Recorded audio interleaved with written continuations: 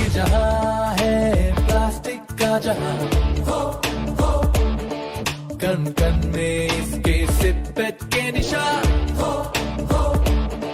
जैसे झूमे धरती निरंतर वैसे प्लास्टिक रहे उम्र भर। प्रगति के स्वर्ण जयंती तत्पर 68 से सिपेट अग्रसर। ये जहां है सिपेट का जहां।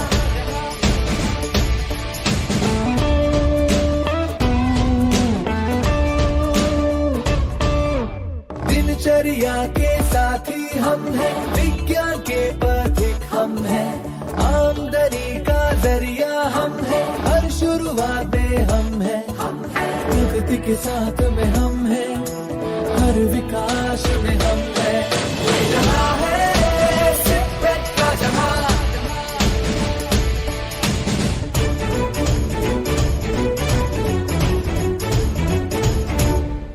अंतरिक्ष में भी हम हैं, नई खोज में भी हम हैं, हर दृष्टि में हम हैं, इस सृष्टि में हम हैं, प्रकृति के साथ में हम हैं, हर किसान के हम हैं। ये जहां है सिपेट का जहां। ये जहां है सिपेट का जहां।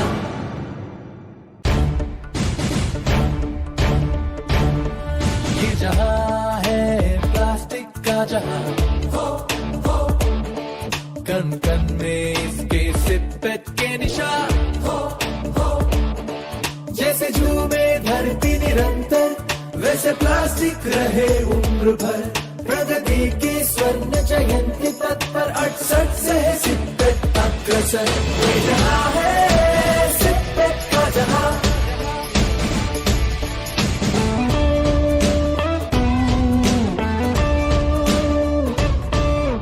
दिनचर्या के साथी हम हैं, विज्ञान के पथिक हम हैं, आमदनी का जरिया हम हैं।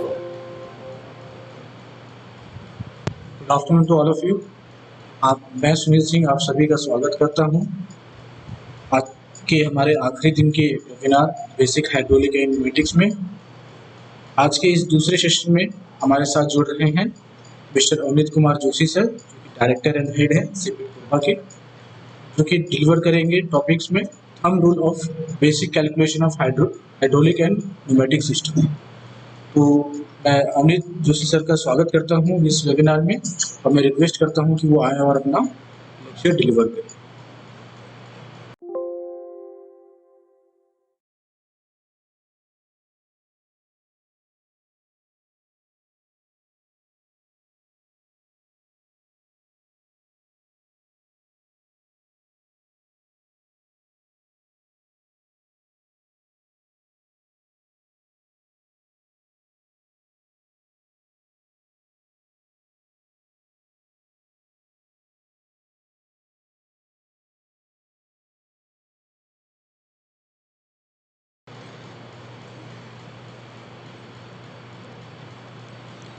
Good afternoon all of you.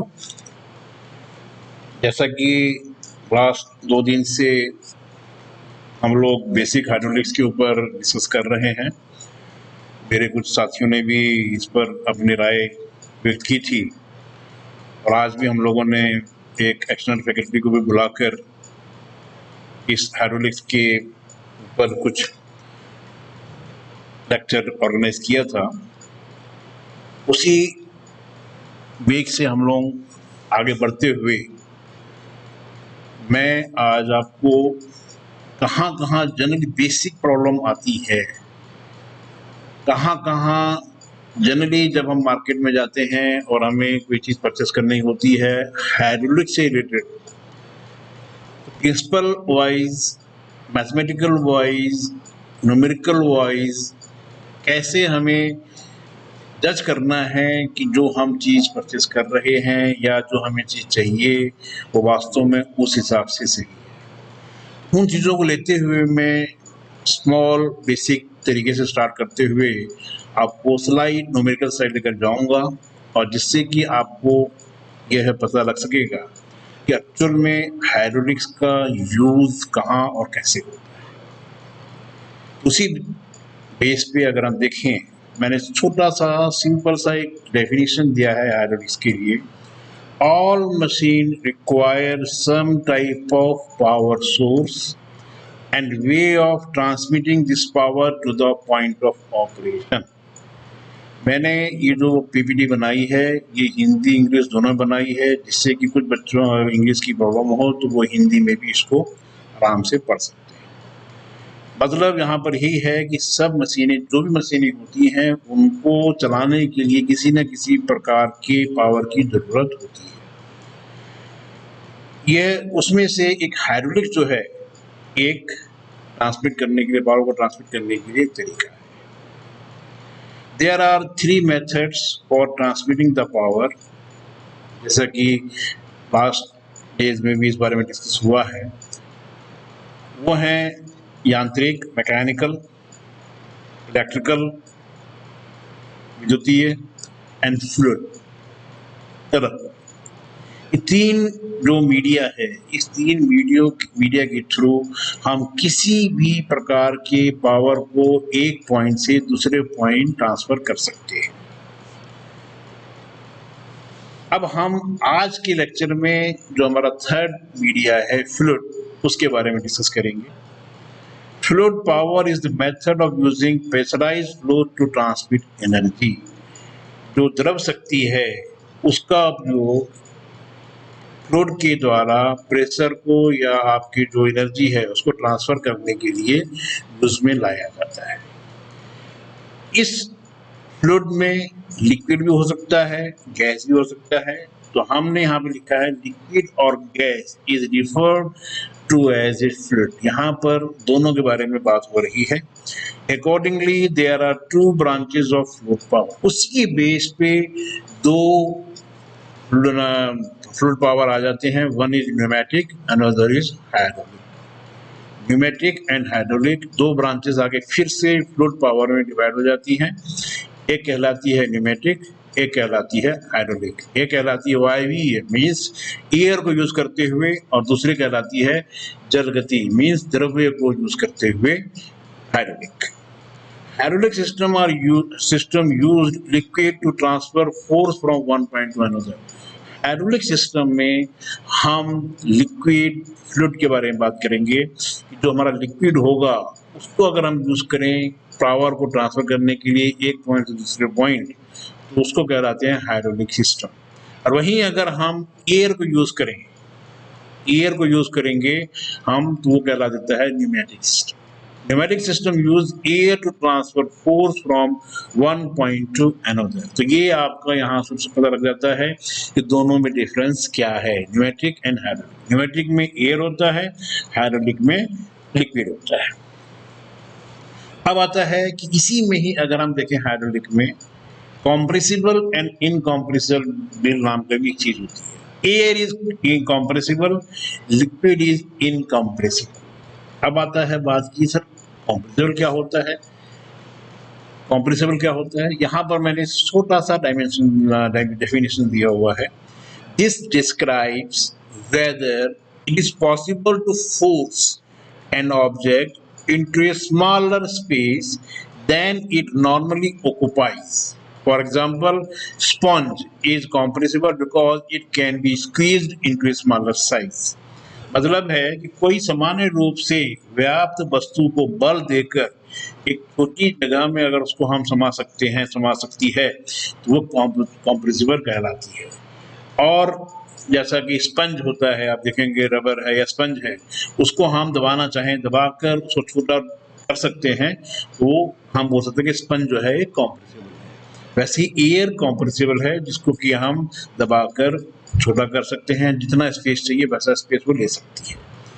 Liquid incompressible, मतलब लिक्विड को हम कितना भी स्क्वीज करें, कितना भी फोर्स अप्लाई करें, लिक्विड कॉम्प्रेसिबल नहीं होगा। लिक्विड कभी भी दबेगा नहीं, स्मॉलर साइज में उसको हम कंट्रोल नहीं कर सकते हैं। उसके लिए इसीलिए कहलाता है इनकम्प्रेसिबल।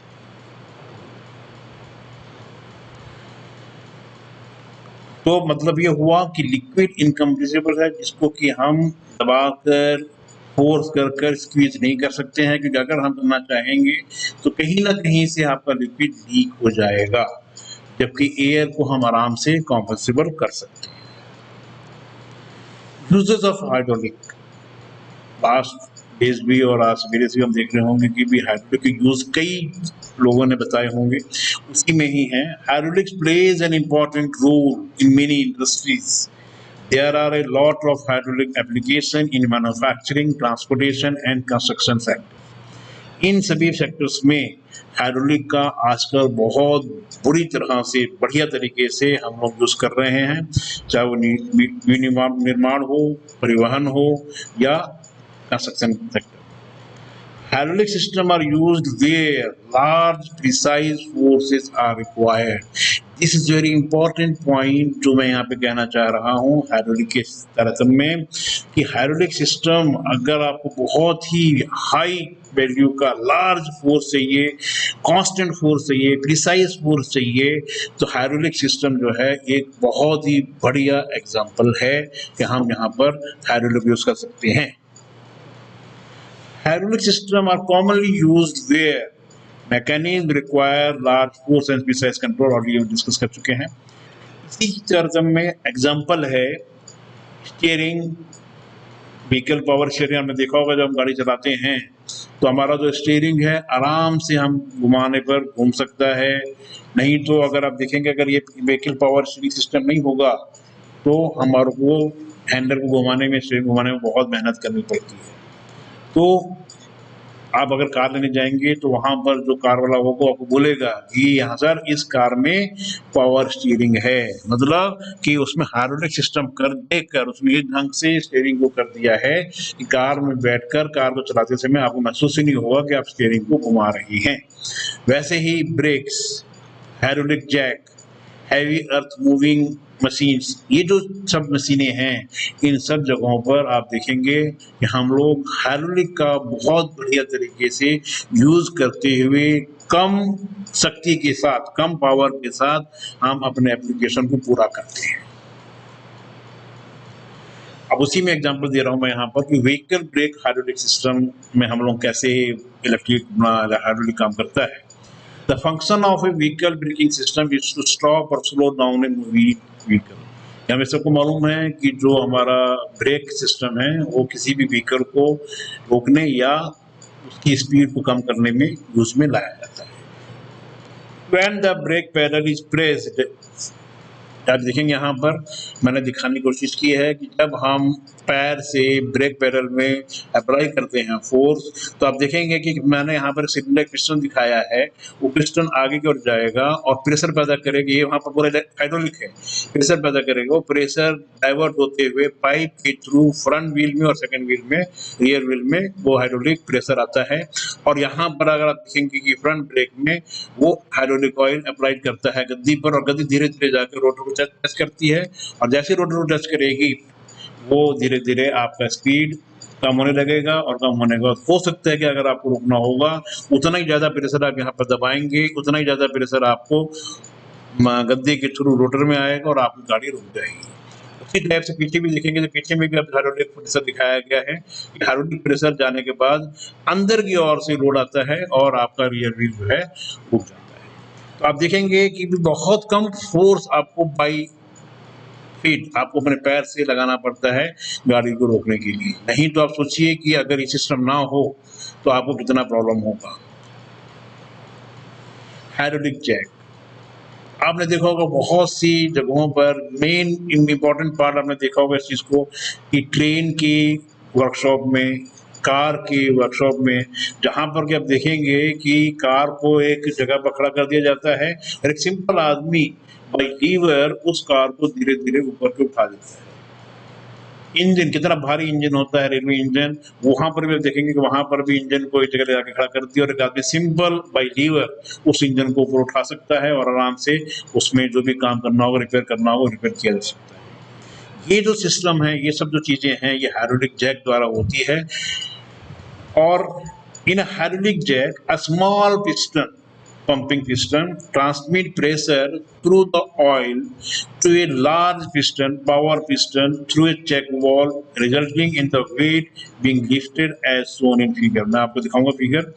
हाइड्रोलिक जैक में एक छोटा पिस्टन चेक वाल्व के माध्यम से एक बड़े पिस्टन को तेल पहुंचाते हुए दबाव बनाता है और जिससे कि आपको पार्ट जो है ऊपर की ओर उठ जाता है। यहाँ पर आप देखेंगे ये वेट जो है, ये वेट आपका ऊपर की ओर उठ रहा है। यहाँ लीवर से इसने लीवर को दबाया, ये जो ऑयल है यहाँ से होते हुए यहाँ गया और यहाँ से आप देखेंगे ये जो प्रेशर है, ये प्रेशर इस वेट को ऊपर की ओर उठाने की कोशिश कर रहा है। ये हाइड्रोलिक जैक सिस्टम का इंटरनल डायग्राम दिया हुआ है। बाहर देखेंगे तो अब ये चीजें अक्सर नजर आती हैं कि हमको अगर गाड़ी का टायर का पंचर हो गया है तो हमको टायर चेंज करना है, तो by this system you can easily lift the car from one side and you can easily remove the tyre from your vehicle. ये काम कैसे करता है? How a simple hydraulic system works using a hydraulic jack. A hydraulic pump can be driven manually with a lever, जैसा मैंने diagram में दिखाया था और यहाँ पे मैं दिखाने की कोशिश कर रहा हूँ कि ये लीवर है, ये लीवर जो है इस लीवर के थ्रू, पिस्टन के थ्रू इसके ऊपर लोड आता है हाइड्रोलिक सिस्टम पर। The hydraulic pump sucks in hydraulic fluid from the tank and transport it with line to the hydraulic cylinder। यहाँ से हाइड्रोलिक सिस्टम जो है आगे और जाता है, यहाँ पर बेड पे आता है। Check valve prevent the hydraulic fluid from flowing back. तुम्हारा चेक वाल्व है, दो टाइप के होते हैं, एक बार अलाउ करेगा, एक बार वो हो सकता है कि उसको ना भी अलाउ करे। इस टाइप से वो आना जाना दोनों पॉसिबल है, वो उस चीज को पीछे आने से रोकता है। When the lines are filled with hydraulic fluid, pressure builds up against the load of the cylinder। अब यहाँ पर आप देखेंगे जब हम इस लीवर को हिलाएंगे तो ये जो हाइड्रोलिक है इस लाइन में जाएगा और जब ये पूरा भर जाएगा उसके बाद भी अगर हम इस लीवर को दबाएंगे तो क्या होगा कि जो प्रेशर है इस हाइड्रोलिक फ्लूइड में आएगा और ये फ्लूइड प्रेशर डालेगा आपके इस पिस्टन पे और ये पिस्टन ऊपर की ओर उठना स्टार्ट हो जाता है और आराम से आप देखेंगे कि आपकी कार जो है एक छोटे से लीवर के कारण ऊपर की ओर उड़ जाती है। ये सिंपल मैंने दिखाया है जब आपका कार सिस्टम वर्क करता है तो आप देखेंगे ये जो लीवर है, ये लीवर को आगे पीछे कर कर वो यहाँ से कार को ऊपर की ओर उठा रहा है। यहाँ पे दिखाया है भी है हाइड्रोलिक सिस्टम बाहरी स्रोत से अपनी ऊर्जा प्राप्त करता है। कोई भी एक्सटर्नल सोर्स हो सकता है जिसके द्वारा वो अपनी एनर्जी लेता है। इस सिस्टम में आदमी जो है, आदमी लीवर को हिला रहा है, इसलिए आदमी हमारा एक्सटर्नल फोर्स है। अब आता है थोड़ा सा न्यूमेरिकल साइड, अगर हम देखें कि भी कैसे ये काम करता है वो यहाँ पर मैंने दिखाया है। F1 एंड F2 ये देखेंगे आप, ये दो फोर्स हैं, मतलब लोड है, एक बार कुछ लोड अप्लाई कर दिया गया है F1, F2 जो है कार का वेट है। P1 प्रेशर इस सिस्टम में लगने वाला प्रेशर है, P2 इस सिस्टम में लगने वाला प्रेशर है। A1 एंड A2 ये एरिया है इस जगह का और यहाँ पर E2 जो है एरिया है इस जगह का। और फॉर्मूला यहाँ पर आप देखेंगे साफ दिखाया हुआ है कि फोर्स अगर मेरा न्यूटन में है, प्रेशर बनेगा newton per metre square, area metre square में है, तो इस टाइप से ये काम होगा। आगे मैं दिखाता हूँ इसमें। और उसी टाइप से यहाँ पर आ रहा है कि अगर हम फोर्स F लगाते हैं, S1 डिस्टेंस अगर इस पिस्टन में नीचे की ओर बढ़ता है, इधर S2 डिस्टेंस ऊपर की ओर आता है, इसके बीच में अगर आप देखेंगे तो फॉर्मूला बन जाता है कि P1 equal to P2 mean this is the Pascal law. वो आगे आप देखेंगे आजकल पास्कल लॉ में मैंने इसको समझाने की कोशिश की है कि दोनों जगह पर जो प्रेशर होगा वो फ्लूइड में सेम होगा। पर यहाँ पर मैंने दिखाने की कोशिश की है कि कैसे एक सिंपल फोर्स F1 लोड जो है एक कार को आराम से ऊपर की ओर उठा ले रहा है। यहाँ पर दिखाने की कोशिश की है कि how we are using the hydraulic system. आप देखेंगे ये टैंक है जिसमें कि ऑयल भरा हुआ है, ये पंप है। ऑयल जो है पंप के थ्रू पिस्टन की ओर आता है और पिस्टन से देते हुए एक्चुएटर की एक साइड में आगे भरना लगता है और वहां पर लोड आता है पिस्टन को, जिसे पिस्टन आगे की ओर बढ़ता है और यहाँ से फिर येलो कलर मैंने दिखाने की कोशिश की है तो वापस टैंक में चला जाता है। इस टाइप से ये जो कंट्रोल वाल्व है, जो डायरेक्शन कंट्रोल वाल्व है, ये ऊपर नीचे हो सकता है, जिसके बेस पर हम कह सकते हैं कि आपका एक्चुएटर आगे पीछे दोनों डायरेक्शन में आपको यूज में आ सकता है। इसीलिए इसको बोलते हैं डायरेक्शन कंट्रोल, मींस डायरेक्शन ये आराम से चेंज कर सकते हैं।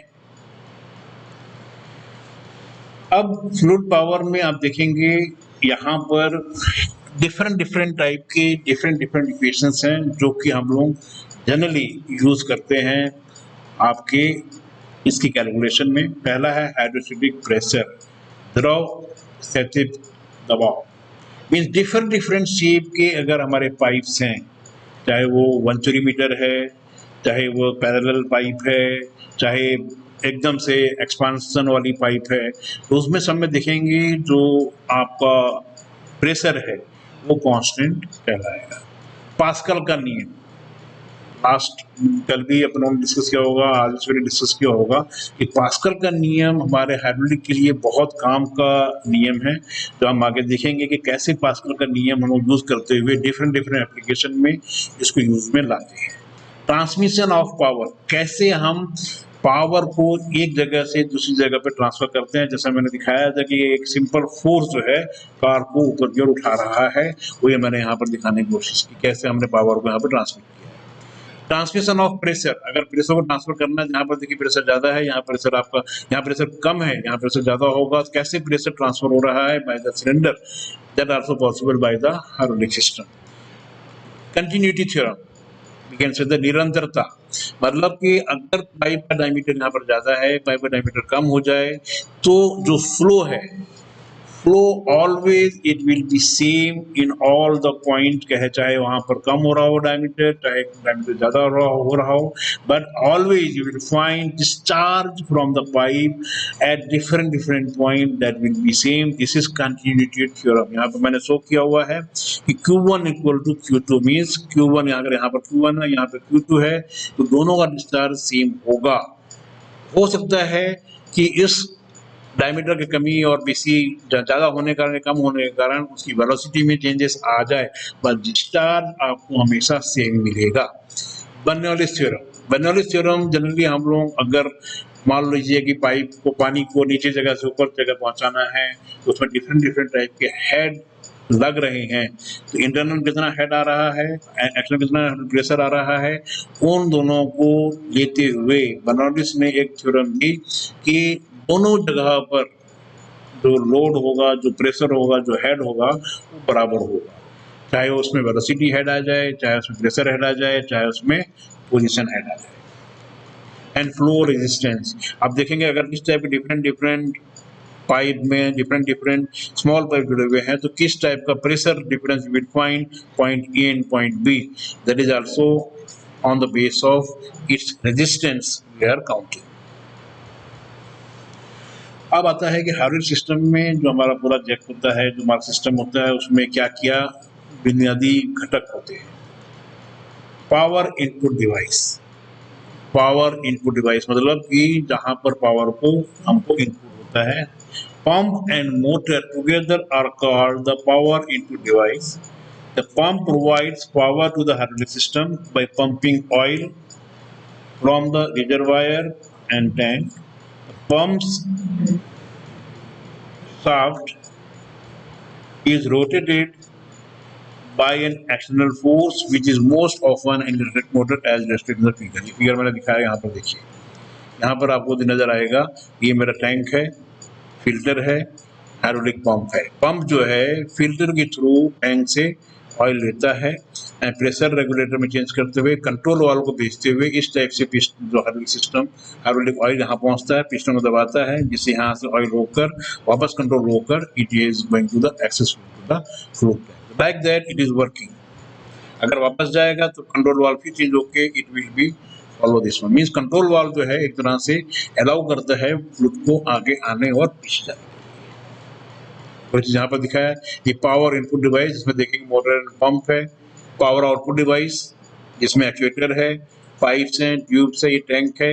इस टाइप से देखेंगे टैंक से पंप करते हुए मटेरियल जाता है, और ये जो आपका है लीवर के थ्रू वाल्व है जो ऑयल को अंदर भेजता है और बाहर लेता है। यहाँ पर आप देखेंगे पावर आउटपुट डिवाइस में हाइड्रोलिक एनर्जी जो है वो चेंज हो रही है मैकेनिकल एनर्जी में, जबकि यहाँ पर आप देखेंगे इलेक्ट्रिकल एनर्जी है, अगर मोटर हो रही है इलेक्ट्रिकल एनर्जी जो है चेंज हो रही है हाइड्रोलिक एनर्जी में। मीन्स एनर्जी यहाँ से लेकर यहाँ तक आप देखेंगे आपका इलेक्ट्रिकल एनर्जी या हाइड्रोलिक एनर्जी चेंज हो रही है मैकेनिकल एनर्जी में। Control device Valves control the direction, pressure, flow of the hydraulic fluid from the pump to the actuator cylinder. मतलब ये जो वॉल्व है, ये वॉल्व आपको कंट्रोल करता है उसके डायरेक्शन को, उसके प्रेशर को, उसके फ्लूइड को। पावर आउटपुट डिवाइस ऑलरेडी मैंने दिखा दिया हूँ आपको। एक्चुएटर, क्योंकि यहाँ पर आपको आउटपुट मिल रहा है इस हाइड्रोलिक के थ्रू, इस हाइड्रोलिक एनर्जी के through you are easily getting the mechanical energy. आपको मालूम होगा ये जो चीजें आपको नजर आती हैं स्कूटर में या कार में, जिसमें कि पिस्टन के बेस पे हमारा ये आगे पीछे होने के कारण ही हमारी गाड़ी आगे की ओर बढ़ती है, पीछे हो जाती है। Means we are getting the mechanical energy from the hydraulic energy. Liquid The liquid is the medium used in hydraulic system. हम कौन सा ऑयल, कौन सा लिक्विड यूज कर रहे हैं हाइड्रोलिक सिस्टम में, वो कहलाता है लिक्विड। और ये रिजर्वायर में, टैंक में इसको रखा जाता है। कंडक्टर मीन्स कि किसके थ्रू हम ऑयल को या फ्लूइड को ट्रांसफर कर रहे हैं। अब यहाँ पर दिखा रहा है, मैंने सिंपल सा डायग्राम के थ्रू समझाने की कोशिश की है कि कैसे हाइड्रोलिक के थ्रू हम रोटरी मोशन प्राप्त कर सकते हैं। जहां पर आप देखें बड़े बड़े पावर प्लांट्स में आपने देखा होगा, हम लोगों ने बचपन में पढ़ा था या सुनते थे कि पानी से बिजली बनाई जाती है। बड़े होने के बाद हमें समझ में आया कि वो कितना गलत कॉन्सेप्ट था। माना पानी को यूज किया जाता है बिजली बनाने के लिए, पर हम ये नहीं कह सकते कि पानी से बिजली बनती है। मीन पानी को यूज करते हुए पूरा हम इलेक्ट्रिसिटी बना देते हैं। वहां पर केवल यही है कि बड़े बड़े डैम से, बड़े बड़ी नदियों से हम लोग पानी को फोर्सफुली एक टरबाइन के ब्लेड्स के ऊपर गिराते हैं। उस फोर्स से आपका टरबाइन घूमने लगता है, और जब टरबाइन घूमता है तो मैग्नेटिक फील्ड के कारण आपकी इलेक्ट्रिसिटी जनरेट होती है। मीन्स यहाँ पर पानी या फ्लूइड या हाइड्रोलिक एक तरह से मीडिया है उस टरबाइन को घुमाने के लिए। नहीं तो आप सोचो कि इसको घुमाने के लिए आपको कितना मेहनत करना पड़ सकता है। यहाँ पर मैंने दिखाने की कोशिश की कि कैसे हाइड्रोलिक सिस्टम जो है एक रोटरी मोशन में चेंज हम आराम से कर सकते हैं। यहाँ पर मैंने भी फिर वही दिखाने की कोशिश की है कि लीनियर डायमेंशन कैसे चेंज करेंगे, लीनियर डायरेक्शन में एंड रोटरी में। यहाँ पर आप देखेंगे पंप के थ्रू हाइड्रोलिक जा रहा है पिस्टन के एक साइड में, ये लोड दे रहा है, पिस्टन इधर मूव होगा, means automatically we are getting the linear motion for this load. ये जो लोड है, ये लोड आगे पीछे इसी की बेस पे होगा, means linear motion you are getting by the hydraulic system. Whereas here pump के थ्रू ऑयल टैंक से लेकर जब गिरता है, तो हमने दिखा लास्ट डायग्राम में उसके ब्लेड पे गिरता है, जिससे आपको यहाँ पे टरबाइन या आपका जो रोटरी मोशन आपको मिलना शुरू हो जाता है। तो आप देखेंगे कि for the both type of rotation, for both type of motion you can easily get the things by hydraulic system. अब थोड़ा सा हम जो मेन नियम्स हैं उसके बारे में डिस्कस करेंगे। Fundamental laws of hydraulic system. All hydraulic system operate following a defined relationship between area, force and pressure. अगर यहाँ पर फोर्स लग रहा है, इतना एरिया है, तो जो हाइड्रोलिक सिस्टम है इसी चीजों पर काम करता है, force, area and pressure. Laws have been established to explain the behavior of hydraulic system. Generally जो भी laws बने हुए हैं वो एक तरह से जो भी हमारे हाइड्रोलिक ऑयल है या जो भी इस टाइप के लिक्विड है उसके बिहेवियर पर डिपेंड करता है कि उसकी स्पेसिफिक ग्रेविटी, डेंसिटी कितनी नहीं, उसी के बेस पे आप पाएंगे इनके लॉज डिफाइन किए हैं। Hydraulic system use the ability of a fluid to distribute an applied force to desired location. जो हाइड्रोलिक सिस्टम है ये एक बहुत बढ़िया सिस्टम है जो कि इक्वल डिस्ट्रीब्यूट करता है फोर्स को ऑल डायरेक्शन में। हम ये नहीं बोल सकते कि किसी एक पॉइंट पे लिक्विड के द्वारा किसी एक पॉइंट पे लोड ज्यादा आ रहा है, दूसरे पॉइंट पे लोड कम आ रहा है। You will find the uniform pressure, uniform force in all the direction, all the point when we are applying the load through the hydraulic system.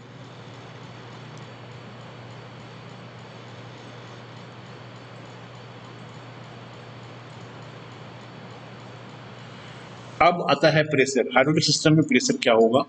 When a force F is applied on an area A of an enclosed liquid, a pressure P is produced as shown in figure. आप देखेंगे ये force आ रहा है, area आ रहा है, तो हमको मतलब pressure equal to force upon area.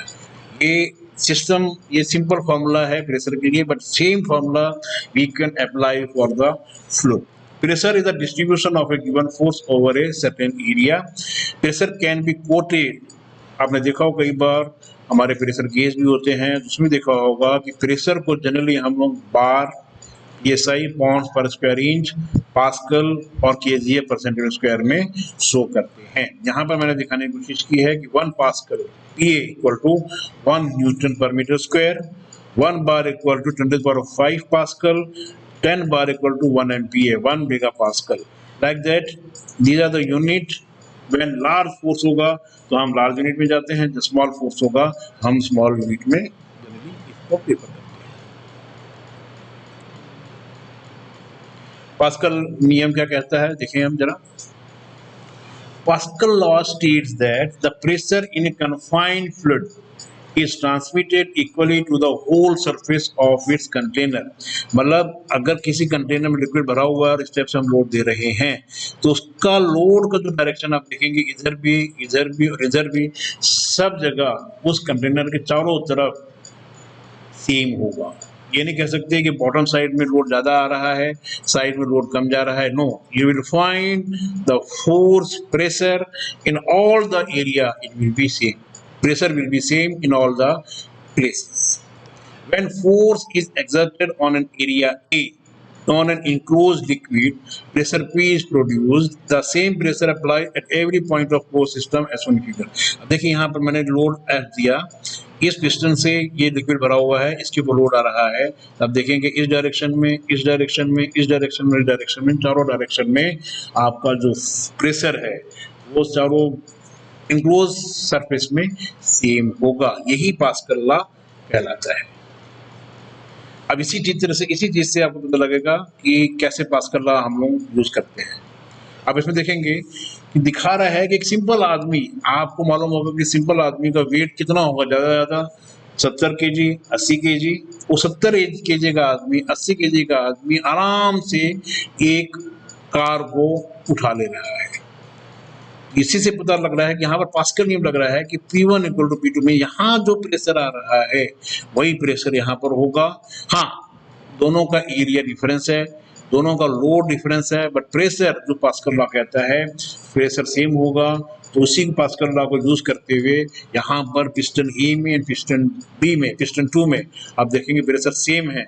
इसी प्रिंसिपल को यूज करते हुए हम लोग जैक सिस्टम यूज करते हैं, कार के वर्कशॉप में, इंजन के वर्कशॉप में। इसी पास्कल लॉ को हम लोग यूज में लाते हैं जिससे कि आराम से हमारा काम हो सके। हैवी से हैवी वेट भी हम आराम से उठा सकते हैं। इसका कौन सा लग रहा है फॉर्मूला?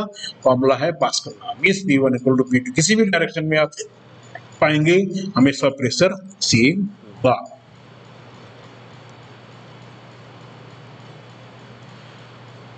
अब इसी में थोड़ा सा फॉर्मूला दिया हुआ है। Fluid pressure is measured in terms of force exerted per unit area, ये हमने देखे हैं। उसी के बेस पे दिया P equal to F upon A।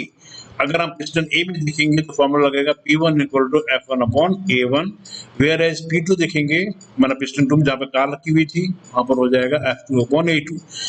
Pascal law से P1 इक्वल टू P2 तो हम कह सकते हैं कि F1 upon A1 equal to F2 upon A2। इसके फॉर्मूला के बेस पे हम जो भी मेजर करना है क्वांटिटी हम निकाल सकते हैं। मतलब कि अगर किसी कार को ऊपर उठाना है तो हम पता लगा सकते हैं कि कितना वेट हम पिस्टन ए में रखें कि हमारा कार आराम से ऊपर की ओर उठ जाएगा। ये फॉर्मूला हम यूज कर सकते हैं। अब मैंने यहाँ पर सिंपल सा एक एग्जांपल दिया है जो बता रहा है कि find the weight of the car. Car का वेट निकालना है कि कार का कितना वेट होगा। If the area of piston A is दिया हुआ है, एरिया पिस्टन दिया हुआ है, and force applied by piston A is 50 kg में 50 kg का आदमी अगर खड़ा कर दिया जाए A1 पे तो आपका कार कितना वेट ऑफ कार का हम आराम से वो उठा सकते हैं। तो उसी फॉर्मूला से उसने लगाया फॉर्मूला और निकाला कि जो लोड होगा कार का वो आराम से एक 50 kg वेट वाला आदमी, अगर ये कंडीशन दी हुई है तो 875 kg 875 kg वाला कार का वेट आराम से उठा सकता है। पास्कल नियम के हिसाब से यहाँ पर इस चीज को एक्सप्लेन किया गया है। उसी टाइप से दूसरा एग्जांपल है कि if the weight of the car is 1000 kg, अगर कार का वेट 1000 kg है and diameter of piston is 1 centimeter. You see, 1 centimeter only, and the force applied on piston A is 25 kg. Calculate the area of piston B. मतलब हमको अगर workshop बनाना है तो हमें वो जो पिस्टन B है कितने साइज का बनाना होगा कि हम आराम से 1 सेंटीमीटर वाले पिस्टन पर लोड अप्लाई करते हुए अपना वर्कशॉप आराम से बना सकते हैं। तो यहाँ पर इन सब हम लोग यूज करते हैं जो हमने फॉर्मूला अभी जस्ट देखा था, उसके हिसाब से अब देखेंगे 6.32 सेंटीमीटर का भी अगर हमारा होगा तो हम आराम से इस चीज को ऑपरेट कर सकते हैं। अब आता है लिक्विड फ्लो। फ्लो में ही आगे पार्ट आता है liquid flow. Flow rate versus flow velocity means जो डिस्चार्ज है, प्रवाह दर, उसका साथ क्या रिलेशन है वेलोसिटी, फ्लो वेलोसिटी की, कि किस तरह जो है किस वेग से बह रहा है। तो flow rate is the volume of fluid, कितना आयतन है उस फ्लूइड का, that moves through the system, एक सिस्टम से अगर वो प्रवाह हो रहा है इन ए गिवन पीरियड ऑफ टाइम, किसी एक पर्टिकुलर टाइम ड्यूरेशन में। Flow rate determine the speed at which the output device will operate. Means कि आपका जो आउटपुट डिवाइस है किस रेट से बह रहा है, किस रेट से गुजर रहा है, वो कहलाता है। मीन्स हम क्या कह सकते हैं कि फ्लो रेट एक तरह से देखा जाए तो डिस्चार्ज होता है metre cube per second, metre cube per minute. Means इतने मिनट में इतना वॉल्यूम ऑफ लिक्विड उस जगह से, उस पॉइंट से गुजर कर होकर निकल रहा है, ये कहलाता है फ्लो रेट। मीन्स एक तरह से देखा जाए तो डिस्चार्ज, आपके फ्लो की क्या वेलोसिटी है, उसका रेट वो कहलाता है flow. Flow velocity of a fluid is the distance of fluid travel in A given period of time. मतलब कि एक पर्टिकुलर टाइम में, चाहे 1 सेकंड है, 1 मिनट है, आपका फ्लो एक पॉइंट से दूसरे पॉइंट कितना ट्रेवल किया, वो कहलाता है velocity. Velocity means metre per second, तो इतने मीटर उसने ट्रेवल किया 1 सेकंड में, वो कहलाता है वेलोसिटी। उसी के बेस पे फॉर्मूला निकल गया Q equal to V into A। यहाँ पर जो Q है वो मेरा डिस्चार्ज है, वो मेरा फ्लो रेट है, वो इक्वल होता है फ्लो वेलोसिटी इंटू एरिया, जो आपका फ्लो है किस एरिया से, किस टाइप के पाइप से, कितने एरिया से होकर गुजर रहा है। यूनिट वाइज अगर देखेंगे तो अगर मेरा वेलोसिटी मीटर पर सेकंड में है और एरिया मेरा मीटर स्क्वायर है, तो जो डिस्चार्ज होगा वो मीटर क्यूब पर सेकंड में कहलाएगा। इसी चीज को हमने यहाँ पर सिंपल वे में समझाने की कोशिश की है कि कोई पाइप है जिसका कि डायमीटर A है और वहां पर आपने तीर के द्वारा मैंने दिखाने की कोशिश की जो डायरेक्शन ऑफ फ्लो है वो इस डायरेक्शन में है। तो यहाँ पर Q इक्वल टू AV के फॉर्मूले से हम निकाल सकते हैं कि डिस्चार्ज कितना होगा। वही दिया हुआ है सिंपल सा एग्जांपल कि fluid flow at a velocity of 2 metre per second. मतलब किसी पाइप से कोई तरल 2 मीटर पर सेकेंड के हिसाब से बह रहा है और पाइप का डायमीटर 0.2 है, तो उसका डिस्चार्ज क्या होगा। तो हम पहले निकालेंगे कि भी उस पाइप का एरिया क्या होगा। You know that pi by 4 d square, उसके बेस पे आ गया आपका area, and bye the continuity theorem by this discharge flow rate हम निकाल सकते हैं कि उस पाइप से इतने metre cube per second flow rate होगा। अब इसी बेस पे कंटिन्यूटी थ्योरम आती है निरंतरता समीकरण, जो कहती है कि किसी भी पॉइंट पे किसी भी डिफरेंट शेप में जो डिस्चार्ज होगा, फ्लो रेट होगा, वो सेम होगा। Means A1 V1 equal to A2 V2, और we can say that Q1 equal to Q2। आप देखेंगे Q1 यहाँ पर डायमीटर ज्यादा है, Q2 में डायमीटर कम है, बट कंटिन्यूटी थ्योरम कहती है कि Q1 इक्वल टू Q2 होगा। हाँ, ये बात अलग है, इस Q1 और Q2 को मेंटेन करने के लिए हो सकता है कि इस जगह पर वेलोसिटी कम है, यहाँ वेलोसिटी उसकी बढ़ सकती है क्योंकि एरिया घट रहा है।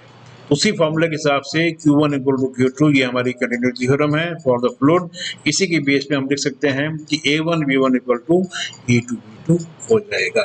इस फॉर्मूले का भी बहुत जगह हम लोग जनरली हाइड्रोलिक सिस्टम में यूज में लाते हैं। अब उसी बेस पे एक एग्जांपल है, a fluid flow at a velocity of 2.2 metre per second at a point 1 एक पॉइंट पे उसकी वेलोसिटी दी हुई है एंड डायमीटर उसी पॉइंट पे 50 mm है। डायमीटर पॉइंट 2 पे 30 mm है, उसकी वेलोसिटी निकालनी है कि पॉइंट 2 पे वेलोसिटी क्या होगी और उस पूरे पाइप में से फ्लो रेट क्या होगा। तो हम क्या करेंगे, दोनों पॉइंट पे उनका एरिया निकालेंगे। फॉर्मूला है pi by 4 d1 square, pi by 4 d2 square. d1 d2 की वैल्यू रखकर हमने निकाल दिया कि भी पॉइंट 1 एंड पॉइंट 2 पर पाइप में क्या एरिया होगा। By the continuity theorem Q1 equal to Q2, V1 A1 equal to E2 V2, formula से निकाला V2 तो आपका आ जाता है 0.55 मीटर पर सेकेंड। मतलब आप देखेंगे कि जब मेरा पॉइंट 1 में डायमीटर ज्यादा था, बड़ा पॉइंट 2 वेलोसिटी थी, पर जैसे ही डायमीटर कम हुआ 30 mm हो गया तो मेरी वेलोसिटी पॉइंट 2 से बढ़ जाती है। तो हमें मालूम है कि जब आपका जितना डायमीटर आप कम करेंगे आपकी वेलोसिटी उतनी ही बढ़ती जाएगी, बिकॉज हमारा कंटिन्यूटी थ्योरम कहता है कि discharge always it will be same. Discharge same होने के कारण अगर डायमीटर कम होगा वेलोसिटी बढ़ेगी, डायमीटर ज्यादा होगा तो वेलोसिटी कम हो जाएगी। तो यहाँ पर मैंने दिखाने की लिखने की कोशिश की है। The example shows that in a system with a steady flow rate, a reduction in area pipe size corresponds to an increase in flow velocity by the same factor, जिस फैक्टर से आपका डायमीटर कम या ज्यादा हो रहा है। If the pipe diameter increases, the velocity is reduced by same factor. This is an important concept to understand because in an actual hydraulic system, the pipe size changes repeatedly as the fluid flow through hoses, fittings, valves and other devices. मतलब कि आपको अगर किसी भी तरल को एक point से दूसरे पॉइंट में भेजना है तो आप देखेंगे कि रास्ते में डिफरेंट टाइप के साइज हम यूज करते हैं, फिटिंग्स यूज करते हैं, हॉसेस यूज करते हैं, बट डिस्चार्ज आप पाएंगे कि लास्ट में डिस्चार्ज आपको उतना ही मिलेगा अगर उसमें फ्रिक्शन लॉस ना के बराबर मानकर चला जाए। वो आता है कि प्रेशर गेज, कि प्रेशर गेज क्या होता है और क्यों इसको यूज में लाया जाता है, तो कैसे उसको पढ़ा जाए वो भी है। Pressure gauge indicates the amount of pressure in A system. It is used to read the determined pressure if a machine is operating properly. अगर हमारी मशीन या हाइड्रोलिक सिस्टम, हाइड्रोलिक पंप सही तरीके से काम कर रहा है तो उसमें लगा हुआ प्रेशर गेज आपको बताता है कि उसके अंदर जो हाइड्रोलिक सिस्टम है वो कितने प्रेशर पर काम कर रहा है। और उसे मोस्ट प्रेशर गेज है वे फेस प्लेट, एक फेस प्लेट होती है जिसमें ग्रेजुएटेड मार्क रहते हैं, वो चाहे PSI में हो या SI यूनिट पास्कल और बार में हो। एक बार इक्वल टू 0.1 मेगा पास्कल की होता है। ये मैंने दिखाने की कोशिश की प्रेशर गेज जनरली इस टाइप का होता है। इसमें लिखा हुआ pointer rotates on the graduated scale, जो आपका ग्रेजुएटेड राउंड में बना हुआ है उसके ऊपर एक पॉइंटर है काला कलर का, वो घूमता है जो कि एक प्रेशर को उस सिस्टम में दिखाता है कि कितना प्रेशर है। और यहाँ पर आप देखेंगे रेड कलर में, ब्लैक कलर में, वो केवल प्रेशर की यूनिट को दिखाने के लिए, अगर आपको जिस भी प्रेशर में चाहिए, बार में चाहिए, PSI में चाहिए, तो डिफरेंट कलर के बेस पे उसको दिखाने की कोशिश की गई है कि आप आराम से PSI में या बार में उस प्रेशर को आराम से पढ़ सकें। अब आता है, कई बार आपने सोचा होगा, ये भी हाइड्रोलिक पार्ट है जो मैंने दिखाने की कोशिश कर रहा हूँ यहाँ पर, कि small iron nail sinks in water but a heavy boat flows on its surface। मतलब यहाँ पर ये बताने की कोशिश कर रहा हूँ मैं कि जैसे समुद्र का पानी है या कोई भी है, उसमें जो बोट है हमारी, जो नाव है हमारी, आराम से तैरती है। वहीं अगर हम एक कप में कोई नील डाल दें तो नील फट से डूब जाती है। कारण क्या है? और सिंपल वे में देखा जाए कि मैं आपसे पूछता हूँ कि जो बर्फ का टुकड़ा है, आप फ्रिज में बर्फ जमती है तो उसमें से जो ट्रे होते, ट्रे में से एक बर्फ का टुकड़ा निकालें और पानी की बोतल, पानी के गिलास में डालेंगे तो आप क्या पाते हैं? या गर्मी के दिनों में रोड के किनारे गन्ना का रस मिलता है तो उसमें बोलते हैं कि यार जरा बर्फ डाल देना। तो अगर वो कूट के बर्फ डालेगा तो बर्फ अंदर दब जाती है। अगर वो क्यूब डाल देगा, बड़ा सा क्यूब डाल देगा, तो आप देखेंगे कि वो जो क्यूब है, वो जो बर्फ का टुकड़ा है, उस गन्ने के रस में तैरता रहता है।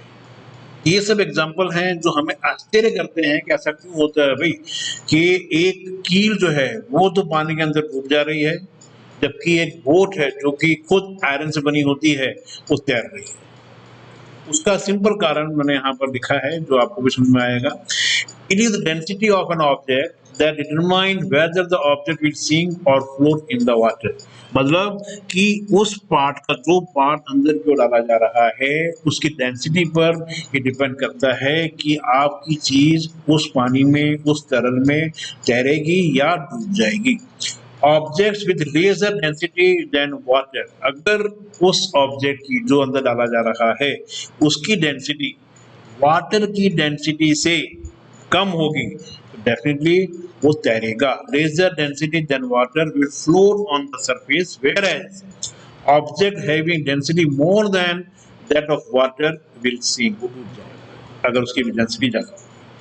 मतलब यहाँ पर इसी चीज से पता लग रहा है कि हम जब बोट बनाते हैं, ये हमारा ध्यान में होना चाहिए कि हमारे बोट की टोटल जो डेंसिटी है वो डेंसिटी उस पानी से कम होनी चाहिए। यहाँ पर कब में आप देखेंगे नील डूब गया, क्योंकि नील जो है उसके अंदर हमने जो नील डाला है, नील की डेंसिटी पानी की डेंसिटी बहुत ज्यादा होती है, इसलिए वो डूब जाता है।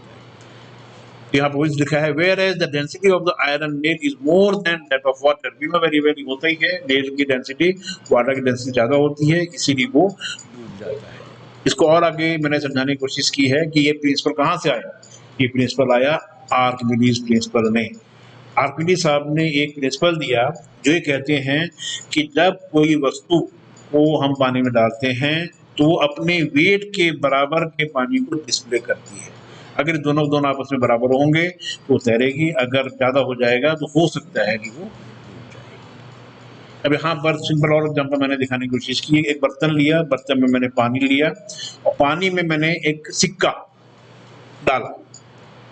जब मैं सिक्का पानी में उस ग्लास के अंदर डालूंगा तो क्या होगा कि सिक्का डेफिनेटली डूब जाएगा। बट एक चीज और होगी, वो क्या होगी कि जब ये सिक्का उस पानी के अंदर जाएगा तो उस सिक्के के वॉल्यूम के बराबर पानी उस ग्लास से बाहर की ओर गिर जाएगा। मैंने पहले यहाँ पे दिखाया कि ग्लास है, पानी भरा हुआ है, सिक्का बाहर है। अब सिक्का मैं अंदर डाल रहा हूँ, जैसे अंदर जाएगा सिक्का तो अपने वॉल्यूम के बराबर जो पानी है वो बाहर निकाल देगा। मतलब कि अगर सिक्का का वॉल्यूम जो है अगर कैलकुलेट करें 20 सीसी है तो 20 सीसी बराबर का वॉल्यूम हमारा पानी उस ग्लास से बाहर की ओर आ जाएगा। बट दोनों का वॉल्यूम तो सेम है कि बराबर का वॉल्यूम उसने बाहर कर दिया। बट अगर हम वेट वाइज देखें, अगर हम इस 20 सीसी जो बाहर निकला पानी इसका वेट लें और हमारा जो सिक्का है उसका वेट लें तो हम पाएंगे कि हमारा सिक्के का जो वेट है वो हमारे निकले हुए पानी के वेट से ज्यादा, जिस कारण से हमारा सिक्का इसके अंदर डूब जाता है। You know very well, density क्या होती है? डेंसिटी होती है mass upon volume, weight upon आयतन। तो उसी कारण से यहाँ पर तो वॉल्यूम सेम हो गया दोनों का, सिक्के का और पानी जो बाहर निकला उसका। बट मास वाइज देखा जाए तो सिक्के का मास जो है निकले हुए पानी के मास से ज्यादा है, जिस कारण से डेंसिटी सिक्के की ज्यादा हो जाती है और इसीलिए सिक्का उस पानी के अंदर डूब जाता है। यही प्रिंसिपल दिखाया है कि हमारा सिक्का जो है, क्योंकि ये जो डिस्प्ले वॉल्यूम है, ये जो वेट है और इसका वेट दोनों में अंतर है, ये वेट ज्यादा होगा, इससे जिस कारण से मेरा सिक्का अंदर की ओर डूब जाता है। इसीलिए अब देखेंगे शिप जो है कितना बड़ा शिप बनाया हुआ है, उसका हमने आयतन ज्यादा करने की कोशिश की है। और आप देखेंगे इस शिप में क्या क्या होता है। शिप में अगर आप देखेंगे एयर भी होती है, क्योंकि होलो अंदर होलो बनाई जाती है। उसके बाद इसमें लकड़ी भी होती है, लोगों कुछ आदमी भी सफर कर रहे होते हैं, सामान भी होते हैं। तो इस टाइप से देखेंगे तो अगर हम टोटल मिला के ये ट्राई किया जाता है कि शिप का जो डेंसिटी है टोटल मिला के, चाहे उसमें वुड लगा हो, चाहे उसमें एयर हो, चाहे उसमें आदमी हो, चाहे उसमें आदमी का सामान हो, सब मिला के जो डेंसिटी निकलेगी पूरी शिप की, वो डेंसिटी पानी की डेंसिटी से कम होनी चाहिए। मतलब हम यहाँ कह सकते हैं कि पानी की डेंसिटी हमें मालूम है 1000 kg पर मीटर क्यूब होती है। तो मतलब अगर जब हम करना कर लगे, जैसे हम शिप बनाए, तो हमारा एम ये होना चाहिए कि सब कुछ मिलाकर उस शिप में, चाहे बोर्ड लगा रहे हों, चाहे हम टीन लगा रहे हों, चाहे हम आयरन लगा रहे हों, चाहे हम आदमी हो उसमें बिठा रहे हों, जो भी कर रहे हों, उन सबको टोटल मिलाकर डेंसिटी बने तो 1000 kg पर मीटर क्यूब से कम रहे, तो हमारा शिप आराम से उसमें डूबेगा। यही प्रिंसिपल आप पाएंगे जो आपने पनडुब्बी देखी होगी कि पनडुब्बी में रहता है कि सर्टेन लेवल से, समुद्र लेवल से सर्टेन डेप्थ तक पनडुब्बी को लेकर जाना है। ये सब प्रिंसिपल आर्किमिडीज के ऊपर ही डिसाइड करता है कि हम उस पनडुब्बी की डेंसिटी कितनी बढ़ाएं कि पानी की धरातल से पनडुब्बी इतना नीचे चली जाए। ये चीजें जो हैं, ये चीजें आप डिपेंड करती हैं आर्किमिडीज प्रिंसिपल पर ही, उस ऑब्जेक्ट की डेंसिटी पर। अब आता है कि स्टैटिक हेड क्या होता है। स्टैटिक हेड एक होता है, वो होता है the pressure caused by the weight of the liquid in vessel. मान लीजिए किसी वेसल में हमने पानी भरा हुआ है और पानी वहां पर ठहरा हुआ है, तो उसको कहलाते हैं कि उस लिक्विड के द्वारा उस वेसल में पैदा किए हुए प्रेशर को हम लोग कह देते हैं static head, constant head, static head, which is based on the density of the liquid। जो हमारा डेंसिटी है उसके ऊपर डिपेंड करता है, और जनरली लिक्विड डेंसिटी हम दिखाते हैं रो के द्वारा। रो will have greater value as the height of the liquid from the bottom of the tank or bottom of a vessel। and जैसे जैसे हमारे लिक्विड की हाइट उस बर्तन में बढ़ती जाएगी, वैसे वैसे इसकी वैल्यू, स्टैटिक हेड की वैल्यू चेंज होती चली जाती है।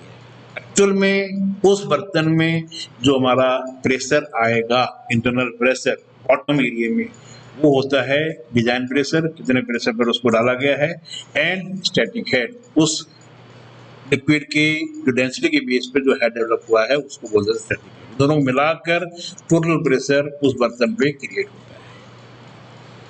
अब आता है कि ये हेड जो है हमारा, ओरिजिन ऑफ हेड, हेड कहाँ से आया, प्रेशर कहाँ से आया। इसके लिए मैं एक छोटा सा आपको, बहुत पहले आपने देखा होगा, उसी के बेस पे मैंने यहाँ पर थोड़ा सा दिखाने की कोशिश की है। पहाड़ों पर पानी गिरता है तो फ्रेश वाटर जो है माउंटेन से लेक एंड स्ट्रीम के through down into the city आता है, पॉन्ड्स में आता है, झील में आता है, एंड अंडरग्राउंड क्ले पाइप के थ्रू वाटर जो है डिफरेंट आसपास के क्षेत्रों में बहता हुआ चला जाता है, और फिर वहां से जो हमारे घर की लेडीज हैं, हाउस वाइफ्स हैं, वो मिट्टी के घड़े में उस पानी को भर कर अपने सिर पर रखकर, ये सिंपल 3 कंडीशंस जनरली हमने देखी है, और आज से पुराने जमाने में यही चीज होती थी। बट आज से 50 साल, 100 साल, 200 साल पहले प्रेशर गेज नाम की कोई चीज नहीं होती थी। बट वहां के उस समय लोगों को ये पता था कि अगर हमें पानी इकट्ठा करना है तो डेफिनेटली पानी को किसी ऊंची ऊंचाई से नीचे की ओर उतारना ही पड़ेगा। मतलब हमें ये मालूम था कि पानी जो है उसकी अर्थ की ग्रेविटी के कारण ही बहता है। इसीलिए उस जमाने में माउंटेन से जो नदियां निकलती थी, आप देखो जितनी भी नदियां हैं पानी माउंटेन से लेकर निकलती हैं, तो वहीं से पानी बढ़ता हुआ सभी शहरों में आगे आगे बढ़ता है। बट ये भी लोगों को मालूम था कि अगर हम घड़े में, जैसे हमारे घर की जो लेडीज हैं जब पॉन्ड से, झील से पानी भरकर लाती थी, तो हमें ये मालूम है कि उसमें भी घड़े में पानी भरने के बाद जब उस घड़े को धरातल से उठाकर सिर पे रखना होता था, तो उसको भी उठाने के लिए हमें एक लोड लगता था, एक प्रेशर लगता था ग्रेविटी के अगेंस्ट में। ये भी हमें उस समय लोगों को मालूम था। वही जो लिखा है कि फिर भी यह भी समझ में आ रहा था कि एक बल की आवश्यकता गुरुत्वाकर्षण के विरुद्ध पानी को एक ऊंचाई तक ऊपर उठाने में, या ग्रेविटी के सेट पर पानी में से भरा हुआ मिट्टी का घड़ा रखने में लगता है। मीन्स एक उनको समय मालूम था कि फोर्स हमें चाहिए उस चीज को ऊपर उठाने में, या धरातल से पानी को किसी एक हाइट तक पहुंचाने में हमें एक हेड, एक प्रेशर की जरूरत पड़ती है। यही जो हाइट है आगे चलकर हेड कहलाई। वही यहाँ पर मैंने समझाने की कोशिश की है। Archimedes develop the Archimedes screw which elevate water from a river up into an irrigation canal for agriculture. हमने देखा होगा कि छोटी छोटी नहर बना दी जाती हैं जो कि नदियों से जोड़ी जाती है। अब नदियों से अगर नहर में पानी भेजना है तो एक तरह से देखा जाए तो हमें हो सकता है कि कुछ पॉइंट पे पानी को ऊपर लिफ्ट करके उस नहर में भेजना पड़े, तो उसके लिए आर्किमिडीज ने एक स्क्रू दिया। कुछ जगहों पर पंप भी मार्केट में अवेलेबल है, पंप भी बड़े बड़े पंप लगा दिए जाते हैं रिवर से नहर में पानी भेजने के लिए। बट ये सब के सब जो हाइट है उसके ऊपर डिपेंड करती है, यही से हेड नाम आया। Force are related in a unit head against the gravity to express pressure. मतलब किसी भी प्रेशर को अगर आपको दिखाना है तो जनरली हेड में ही उसको दिखाया जाता है, और जो हेड है आपका एक तरह से देखा जाए किसी भी पानी को किसी एक पॉइंट से दूसरे पॉइंट तक कितना ऊपर उठाया जा रहा है वो हेड कहलाता है। पास्कल रियलाइज्ड, आपने पास्कल पहले मैंने देखा है, उसी पे आगे मैं कह रहा हूँ।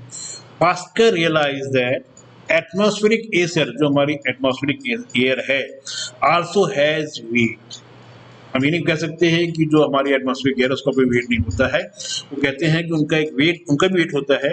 And its force is applied in all directions not just down with the gravity. मतलब ये नहीं है केवल ग्रेविटी के हिसाब से ही काम कर रहा है, साइड में भी उनके फोर्स लगते हैं जो कि हमने पास्कल लॉ में देखी है। वही चीज यहाँ पर उसने समझाने की कोशिश की। अब स्टैटिक हेड जो है क्या होते हैं उसी को मैंने यहाँ पर दिखाने की कोशिश की है। एक तो इंटरनल प्रेशर होता है जो मैंने दिखाया, और दूसरा एक होता है हाइट, कि कितनी हाइट तक पानी भरा हुआ है। ये दोनों काम आपके स्टैटिक हेड में। और प्रेशर को जनरली हम दिखाते हैं यहाँ पर mg/, राष्ट्र फॉर्मूला आ जाता है ρgh। Rho is the density, g is the gravity, h कितनी हाइट तक पानी भरा हुआ है। अब यहाँ देखेंगे रेक्टेंगुलर शेप में भी और डिफरेंट शेप में दिखाया हुआ है, असल में मैंने एच दिखाया है। तो इन सभी के लिए अगर आप देखेंगे जो हेड होगा, जो प्रेशर होगा, वो ρgh कहलाएगा। और उसी के बेस पे प्रेशर हेड निकाला कि अगर आपको हेड के फॉर्म में नहीं चाहिए, आपको kg पर मीटर स्क्वायर, पास्कल या psi में चाहिए, तो ये फॉर्मूला हम यूज कर सकते हैं कि h height of the water liquid it is equal to p upon specific weight. This is the formula by which you can easily calculate pressure head and head. मतलब यहाँ पर एक तरह से इस फॉर्मूले के थ्रू मैंने ये बताने की कोशिश कर रहा हूँ कि प्रेशर अगर आपको kg पर मीटर स्क्वायर में चाहिए और हाइट हेड में है तो दोनों में क्या रिलेशन है, इस रिलेशन के थ्रू हम आराम से पता लगा सकते हैं। एंड इसी फॉर्मूले के बेस पे प्रेशर ρgh। अगर बाई चांस हमारे दो डिफरेंट हाइट के H1 और H2 हाइट पर दो डिफरेंट टाइप की स्पेसिफिक वेट वाले लिक्विड हैं W1 एंड W2, तो सेम फार्मूले से जो हमारा ये फार्मूला है इसके बेस पे हम लिख सकते हैं P equal to W1H1 equal to W2H2। And W जो है उस लिक्विड की स्पेसिफिक वेट है जिसका क्योंकि रिलेशन होता है आपकी स्पेसिफिक ग्रेविटी के हिसाब से पानी के साथ। W1 equal to H1W, W equal to H2W। अगर इस फॉर्मूले को हम यहाँ रखेंगे you will find H1 equal to H2H2। इस टाइप से अगर दो डिफरेंट पॉइंट पर हमारा प्रेशर P1 एंड P2 है तो वो P1 minus P2 equal to हो जाता है उन दोनों के डिफरेंस, हाइट के डिफरेंस के W स्पेसिफिक वेट के मल्टीप्लिकेशन के बराबर। ये फॉर्मूला निकल जाता है कि अगर आपको दोनों दरातल के बीच की हाइट निकालनी है। ये फॉर्मूला मैं किससे बता रहा हूँ, जैसे मान लीजिए आपको कि रिवर से किसी हाइट तक या हमारे कॉलोनी में आपने देखा होगा कि ऊपर हेड टैंक्स होते हैं, पूरी कॉलोनी में बड़ा सा टैंक बना दिया जाता है और उस टैंक से सभी घरों में पानी सप्लाई होता है। वो तो ठीक है कि भी उस टैंक से पानी घरों में सप्लाई हो सकता है, पर क्वेश्चन ही आता है कि उस टैंक को कैसे भरा जाए। नदी से या नहर से पानी को उस टैंक में कैसे भरा जाए, तो उसके लिए हमें कितने हेड का, कितने प्रेशर का पंप लगाना होगा कि आराम से मेरा जो पानी है उस टैंक तक भर जाए। उसके लिए ये फॉर्मूला हम आराम से यूज करते हैं। और अगर इनकम्प्रेसिबल है फ्लूइड, आपको कोई ऐसा पानी दिया है जो इनकम्प्रेसिबल है, तो उसके लिए by simple mathematical way, by integration we can get the same formula what I am showing last. तो pump how quickly convert pump head into pressure and convert pump pressure into head. कई बार condition ऐसी आती है कि हमने देखा होगा कई बार मिस्त्री को बुलाते हैं अपने घर में, तो उसको टाइम लग जाता है, वो बात करता है हेड में, हम बात करें प्रेशर में, वो टाइम लग जाता है कैलकुलेट करने में। तो वही मैंने यहाँ पर दिखाने की कोशिश की है कि कैसे क्विकली हम प्रेशर हेड को या प्रेशर को आपस में इंटरचेंज चेंज कर सकते हैं। हमें मालूम है कि जो प्रेशर हेड है या प्रेशर है तीन चीजों पर डिपेंड करता है, मैंने जस्ट लिखाया भी था P = ρgh, मतलब head, pressure and specific gravity, इसके ऊपर ये काम करता है। Head is a convenient way for pump manufacturer to state the pressure capability of centrifugal pump. Head जो है एक बहुत बढ़िया तरीका है जो भी हमारे पंप मैन्युफैक्चरर हैं उनको प्रेशर बताने के लिए। वो जनरली हेड ही बताते हैं कि मेरा पंप जो है इतने हेड का है, एंड जो पंप लेने वाले हैं वो जनरली बात करते हैं kg/cm² प्रेशर। अब अगर मैं सिंपल एग्जांपल दूं, if a pump can deliver 61 metre of head, अगर किसी पंप में लिखा हुआ है 61 मीटर हेड, इसका मतलब ये है कि उस पंप के द्वारा हम जिस हाइट पे पंप लगा हुआ है उस हाइट से 61 मीटर हाइट तक और फर्दर पानी को ऊपर उछाल सकते हैं, फेंक सकते हैं, भेज सकते हैं। ये फॉर्मूला, सिंपल फॉर्मूला यहाँ पर दिया हुआ है कि H = Sg specific gravity upon 1000, this is the formula. ये आप देखेंगे फॉर्मूला सॉल्व करने में प्रॉब्लम होगा तो मैंने आगे और आपको एम्पिरिकल वे दिया हुआ है कि how we can easily solve. अब मैं आपको एक कहानी छोटी सी सुनाता हूँ कि जल्दी क्या होता है। एक आदमी को एक कंपनी के मालिक ने बोला कि आप मार्केट जाओ और मार्केट से 4 लीटर पर मिनट पानी को फेंकने के लिए 2 kg/cm² वाला पंप लेकर। Means he has told to that person कि आप please go to the market and purchase one pump which has the pressure of 2 kg/cm² for delivering the water 4 liters per minute। तो क्या किया, at the industrial shop पहुंच गया दुकान पे। The sales representative escorted him to the pump showroom। जो वहाँ का रिप्रेजेंटेटिव था उसने उस आदमी को शोरूम में ले गया, पंप के शोरूम में ले गया और उसने दिखाया this is the water pump you need, it generate 20 metre of head for 4 litre per minute water. उसने बोला ये आपका पंप है जो कि 20 मीटर हेड देता है 4 लीटर पर मिनट। देखिए वहां पर मैं सिंपल एग्जांपल, ये बहुत सिंपल एग्जांपल है, फिर बताने की कोशिश करूँ कि जनरली हम लोग कहाँ पर प्रॉब्लम आ सकती है। He surprised and said, "Wait a minute, I don't need 20 meter of head. I want 2 kg/cm² at 4 liters per minute.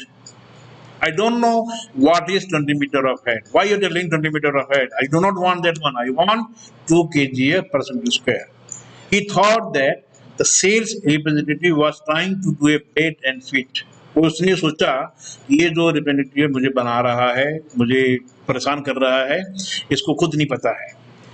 And because he was knowing that the requisition sheet clearly stated 2 kg/cm², क्योंकि वो जानता था, जो आदमी गया था market में वो जानता था कि जो मेरे मैनेजर साहब हैं, जो मेरे मालिक हैं, उन्होंने जो मेरे को चिट दिया है उसमें साफ लिखा हुआ है कि 2 kg/cm² वाला ही प्रेशर वाला मुझे पंप चाहिए। He wondered why the sales representative used this different term। और सोचने लगा कि ये जो रिप्रेजेंटेटिव है वाई डिफरेंट टर्म्स में बात कर रहा है, क्यों इस टाइप की बातें कर रहा है। फिर भी उसने क्या किया, वहां से उस दुकान से निकलकर किसी और दुकान में गया, वहां पर भी जाकर उसने same type of things repeat किया कि मुझे 4 litre per minute water deliver करने के लिए 2 kg/cm² वाला पंप चाहिए। तो वहां पर भी उस शॉपकीपर ने वही चीज बोला कि मेरे पास ये 20 मीटर ऑफ हेड का 4 litre per minute water deliver करने के लिए पंप है। तो उसने फिर वहां पर थोड़ा सा आपस में डिस्कशन हुआ, तो उस शॉपकीपर ने उस बंदे को बताया कि दोनों के दोनों एक ही चीज हैं। आप kg/cm² में बात कर रहे हैं, मैं 20 मीटर हेड में बात कर रहा हूँ। जनरली होता क्या है कि ये जो चीज है, ये चीज अक्सर हमारे वर्ल्ड में या हमारे इंडिया में ये चीजें होती रहती हैं, क्योंकि जो पंप मैन्युफैक्चरर हैं वो हमेशा हेड में बात करते हैं, वेयर एज जो हमारे पंप यूजर हैं वो बात करते हैं केजीएफ पर स्क्वायर में। लिखा भी है pump user want pressure whereas pump manufacturer supply metre of head. इस बेस पे हम कह सकते हैं कि पंप मैन्युफैक्चरर जो था, जो पंप रिप्रेजेंटेटिव था, वो सही था। अब आता है कि थोड़ा सा एग्जांपल मैंने लिया है हमारे कॉलोनी के हिसाब से। Most places the colonies will have an elevated tank of ambient water that supplies water with pressure to the colonies and neighbourhoods, आसपास के क्षेत्रों में, बिलो द टैंक।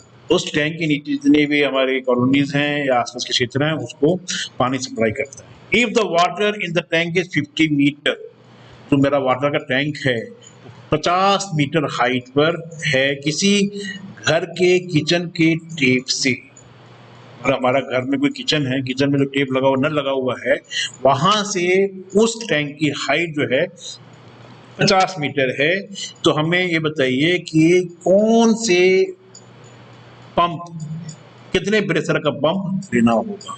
अब मैं को जो फॉर्मूला आपको दिखाया था, आप देखेंगे फॉर्मूला, इसको आप याद रखने में मुश्किल होगी, तो मैंने यहाँ पर सिंपल वे में दिया है कि आप सिंपल ये करिए कि जो आपका हेड है, जो आपका हाइट है, उसमें 1000 का डिवाइड कर दीजिए, you will get the value in KGF पर सेंटीमीटर स्क्वायर। मींस 50 मीटर है, 5000 सेंटीमीटर हो गया, 5000 में 1000 डिवाइड करेंगे, यू विल गेट 5 केजीएफ पर सेंटीमीटर स्क्वायर।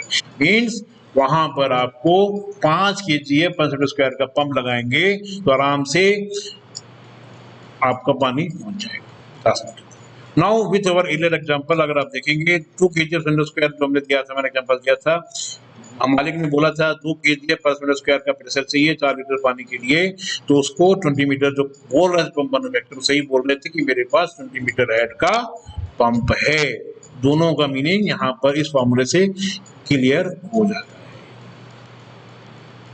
मतलब आपको अगर टेम्परेचर निकालना है तो डिवाइड करना होगा, और अगर आपको हेड निकालना है तो उस केजीएफ स्क्वायर में 1000 का मल्टीप्लाई करना होगा। ये थंब रूल आप याद रखिए, आराम से कहीं पे भी कोई प्रॉब्लम नहीं होगी। और यहाँ पर मैंने दिखाने की कोशिश की है मैथमेटिकल वे में how we can convert, how we have got this numerical value 1000। This is only on the base of density of water. उसके बेस पे ये फॉर्मूला निकालने के मैंने एक थंब रूल बनाया है। The above constant 1000 comes from the following. It is known that a cubic centimeter of ambient temperature water weighs 1 gram per cubic centimeter at 70 Fahrenheit at sea level. Means if 1 gram of water poured into a tall narrow vessel that occupies 1 square centimeter of water space, then water would fill the vessel up to 1 centimeter. या other way में 1 kg water को अगर हम किसी toll narrow vessel में भरें जो कि 1 स्क्वायर सेंटीमीटर का जगह लेता है, 1000 सेंटीमीटर हाइट तक वो बढ़ेगा। ये 1000 जो है, ये 1000 यहाँ पर मैंने दिखाने की कोशिश की है। इसी टाइप पे एक और सिंपल एग्जांपल मैंने दे रहा हूँ। Imagine you were on a clear mountain lake taking a ride in a glass bottom boat. आप एक बोट में सफर कर रहे हैं, पानी में चला रहे हैं, और उस ग्लास बॉटम बोट है। If the viewing window, बाहर देखने की window, were 200 centimetre below the water surface, water surface से 200 मीटर नीचे है जो आपकी विंडो है बोट में, how much pressure would be acting on the glass panes? कल्पना कीजिए कि आप एक साफ सुथरी पहाड़ी झील पर कांच की नाव में सवारी कर रहे हैं। नाव से बाहर की तरफ देखने वाली खिड़कियां पानी की सतह से 200 सेंटीमीटर नीचे रहती हैं, तो खिड़की के कांच पर कितना दबाव होगा।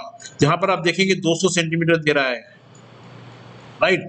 तो हमारे फॉर्मूले के हिसाब से हेड मालूम है, हम 1000 डिवाइड करेंगे, यू विल गेट 0.2 kg पर सेंटीमीटर स्क्वायर। सिंपल वे में अब 1000 डिवाइड कीजिए, यू विल गेट कितना केजी का प्रेशर आपके पैन पे लगेगा। अब यहाँ पर सिंपल डायग्राम से मैंने समझाने की कोशिश की है कि आपका पंप का प्रेशर, हेड, स्पेसिफिक ग्रेविटी कैसे एक दूसरे के साथ लिंक है। यहाँ पर आप देखेंगे मैंने 3 अलग अलग कंडीशंस ली हैं, जिसमें कि तीनों में मैंने दिखाने की कोशिश की है कि अलग अलग पंप है, बट जो ओवरहेड टैंक है, जो मेरा टैंक है, वो उस पंप से एक कांस्टेंट हाइट 35.4 मीटर पर सिचुएटेड है, लगा हुआ है। एंड इन तीनों कंडीशन में अलग अलग स्पेसिफिक ग्रेविटी के लिक्विड है। एक स्पेसिफिक ग्रेविटी का 1.2 है, दूसरे की 1 है, तीसरे की 0.7 है। मीन्स एग्जांपल ले लीजिए, एक इसमें ऑयल है, कोई तेल है, इसमें वाटर है और इसमें गैसोलीन है। ओके, ये पेट्रोल है, जिसकी डेंसिटी वाटर से कम है। मीन्स 1.2, 1.7। आप इन स्पेसिफिक ग्रेविटी वाले को, ऑयल को, पानी को, गैसोलीन को एक हाइट से इस हाइट से इस हाइट से इस हाइट से इस हाइट में पहुंचा रहे हैं। हाइट दोनों तीनों कंडीशन में सेम है। आप देखेंगे इस स्पेसिफिक ग्रेविटी के कारण तीनों का जो पंप प्रेशर है उस हाइट तक पहुंचाने के लिए अलग अलग होता है। अगर गैसोलीन है जिसके की डेंसिटी 1 से कम है, तो वहां पर केवल 2.5 kg पर सेंटीमीटर स्क्वायर प्रेशर पर ही आप आराम से 35.4 मीटर हाइट तक, 35.4 मीटर हाइट तक पानी को पहुंचा सकते हैं। वहीं अगर पानी है, स्पेसिफिक ग्रेविटी जिसकी 1 है, 3.57 kg पर सेंटीमीटर स्क्वायर प्रेशर के बेस पे आप आराम से इस जगह से इस जगह पानी को पहुंचा सकते हैं। वहीं अगर दूसरे टाइप का ऑयल है जिसके की स्पेसिफिक 1.2 है, उसमें हाई प्रेशर लगेगा एज कम्पेयर टू 2 इस जगह से इस जगह पहुंचाने के लिए। मतलब आप पाएंगे जैसे जैसे स्पेसिफिक ग्रेविटी किसी भी चीज की बढ़ेगी, आपको हायर प्रेशर वाला पंप यूज में लेना होगा। वही मैंने यहाँ पे 0.72 के लिए दिखाने की कोशिश की है कि 0.72 होगा स्पेसिफिक ग्रेविटी, तो 2.53 वाला प्रेशर लगेगा। इसी टाइप से और एग्जांपल लिया है कि अगर मेरे तीनों कंडीशन में मेरा अगर पानी ही है, स्पेसिफिक ग्रेविटी सेम है, एक है, और डिफरेंट वाले मैंने प्रेशर वाले पंप लगाए हुए हैं, 2 kg का, 3 kg का, 4 kg का, तो आप पाएंगे कि इनके बेस पे उस पानी को जिसकी स्पेसिफिक ग्रेविटी 1 है, उसको मैं आराम से 2 kg पर सेंटीमीटर स्क्वायर वाले पंप से 19.82, 3 kg पर सेंटीमीटर स्क्वायर वाले पंप से 29.73 एंड 4 kg पर सेंटीमीटर स्क्वायर वाले प्रेशर पंप से 39.64 हाइट तक पानी को आराम से पहुंचा सकता है। एंड इसी बेस पे मैंने और एग्जांपल इसी डायग्राम में लिया है कि अगर पंप का प्रेशर मैं सेम रखूं 1 kg 1 kg 1 kg, but specific gravity मैंने चेंज कर दिया 1.2, 1 एंड 0.7, तो आप पाएंगे कि 1 kg सेंटीमीटर स्क्वायर वाले पंप से 1.2 स्पेसिफिक ग्रेविटी वाले ऑयल को आप केवल 8 मीटर तक ही ऊपर चढ़ा सकते हैं, जबकि पानी को आप आराम से 9.91 मीटर एंड गैसोलीन को आप 14.157 मीटर तक आराम से ऊपर चढ़ा सकते हैं। मतलब यहाँ पर आपको इन तीनों डायग्राम से, इन तीनों एग्जांपल से पता लग रहा है कि स्पेसिफिक ग्रेविटी भी एक तरह से बहुत इंपॉर्टेंट रोल अदा करता है हमारे किसी भी पार्ट को ऊपर उठाने के लिए। बस यही पंप प्रेशर भी यहाँ पर मैंने समझाने की कोशिश की है कि पंप प्रेशर भी कैसे ये काम में आता है। तो धन्यवाद, ये मेरा लेक्चर था। अगर किसी को कुछ डाउट्स हैं तो हम डिस्कस कर सकते हैं, otherwise we will send it by mail to you on your mail address.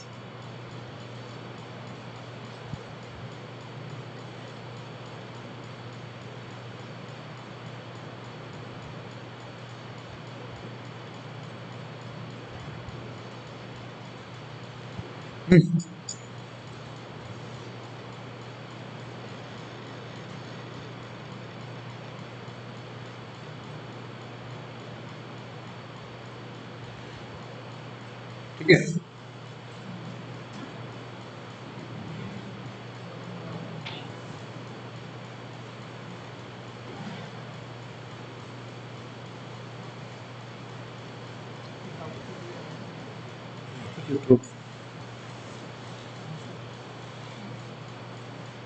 नहीं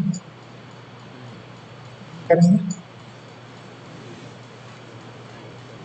एक number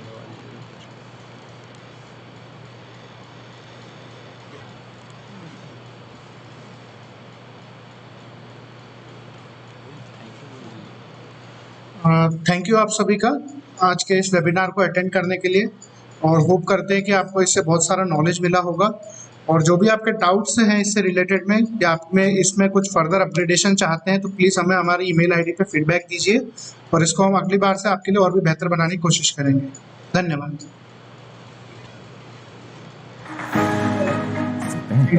One-stop destination to fulfill all the services to the plastics and allied industry.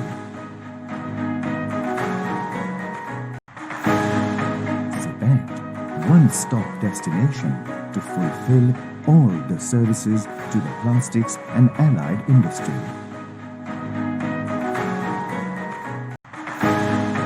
Cement, one-stop destination to fulfill all the services to the plastics and allied industry.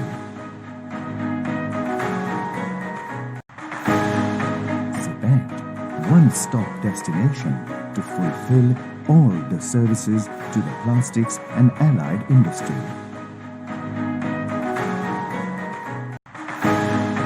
Cement, one-stop destination to fulfill all the services to the plastics and allied industry.